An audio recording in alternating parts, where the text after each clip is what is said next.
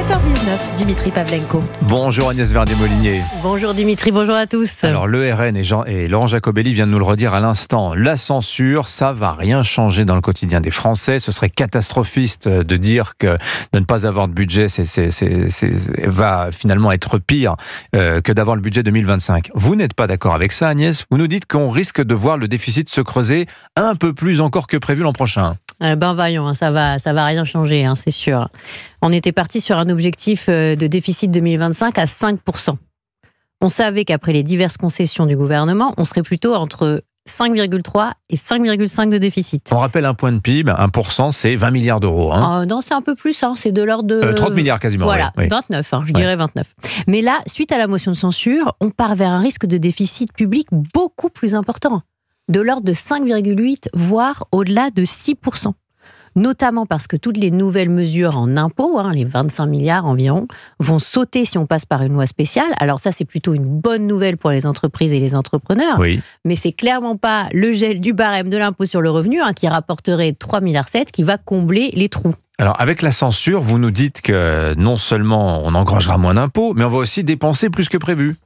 Bah oui, la loi initialement votée en 2024, elle prévoyait beaucoup plus de dépenses que ce qu'on dépense en fait cette année, parce qu'il y a eu des gels de dépenses, il y a eu des mises en réserve, des annulations de crédits. Donc au lieu de dépenser 485 milliards en 2025, l'État il pourrait dépenser 7 milliards de plus. Et pour les collectivités qui étaient si remontées, on s'en souvient, sur les 5 milliards d'euros d'économie, mais en fait ça ne va pas changer grand-chose, parce qu'à ce moment-là, elles vont recevoir des transferts de l'État qui seront à peu près identiques, de l'ordre de 150 milliards. Mais alors là, Dimitri, c'est du côté de la Sécu qu'on risque d'avoir les plus gros dérapages de dépenses en 2025. Car les plafonds votés au Parlement, en réalité, ils sont un peu plus indicatifs qu'autre chose. Et il n'y aura plus les mesures de freinage qui étaient prévues dans la loi de financement de la sécurité sociale, la fameuse, celle qui a fait sauter le gouvernement hier. Et il manquera des recettes nouvelles. Et ce sont donc nos comptes sociaux qui risquent de virer au rouge. On parle même de 30 milliards de déficit, rien que sur le volet de la sécurité sociale. C'est énorme. Est-ce qu'il y a un risque sur la capacité d'emprunt de la France sur les marchés internationaux, Agnès? Alors, on n'arrête pas d'entendre, il n'existe pas de shutdown à la française, etc., etc. Et là aussi, les oppositions n'arrêtent pas de le dire. Mais alors, le problème, c'est que si on rejette tous les textes, on repart sur les niveaux d'autorisation d'endettement, c'est-à-dire la dette qu'on peut contracter dans l'année.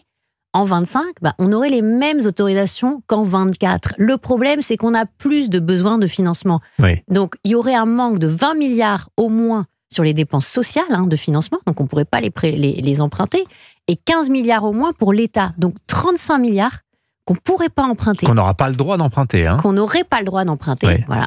Et ça veut dire que dès le mois de novembre 2025, on pourrait se retrouver à ne plus pouvoir financer à la fois l'État et la Sécu. Donc ça change quand même quelque chose. Ah oui, donc il y a quand même un risque de shutdown pour décembre 2025 en l'état actuel des choses, si je vous ai bien compris. Donc on dit ça change rien. Mais avoir un budget, en fait, ça sert. Signature Europe 1, Agnès Verdier-Molinier. Merci beaucoup Agnès.